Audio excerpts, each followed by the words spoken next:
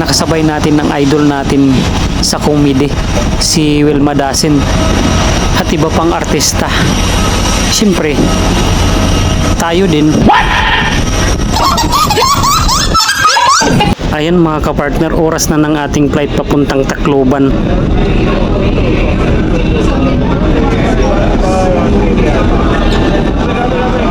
Bago marating natin ang ating Airbus, sasakay muna tayo ng bus papunta doon.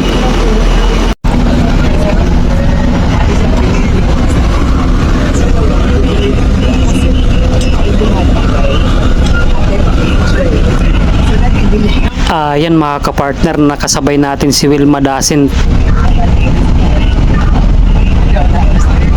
Ayan mga kapartner, pasakay na tayo sa ating Airbus.